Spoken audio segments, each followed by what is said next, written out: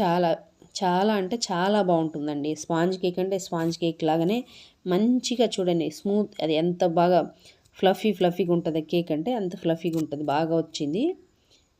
చాలా సింపుల్ అండి, చాలా సింపుల్. మన ఇంట్లో ఉన్న వాటితోనే పిల్లలు ఎప్పుడైనా అడుగుతుంటారు కదా, మనం బయట తెచ్చుకొని తినడం కాకుండా ఇట్లా ఇంట్లో మన చేతితో మనం చేసుకుంటే మన ఇంట్లో మనం తింటాము, పిల్లలు కూడా తినచ్చు కదా, తినడానికి బాగుంటుంది. ఇంకా బర్త్డే కేక్స్ కూడా చేసుకోవచ్చు ఇంతే. ఇట్లాగా మనం ఇలా చేస్తూ ఉంటే బర్త్డే కేక్ కూడా చేసుకోవచ్చు. నేను అవి కూడా చేసి చూపిస్తాను మీకు. బర్త్డే కేకు, కూల్ కేక్ అవి కూడా చేసి చూపిస్తాను. చూసారా మంచిగా ఫ్లఫీగా మెత్తగా ఎంత స్పాంజ్లా ఉంది కేకు. ఇంతేనండి, ఇంత ఈజీ కేక్ చేయడము.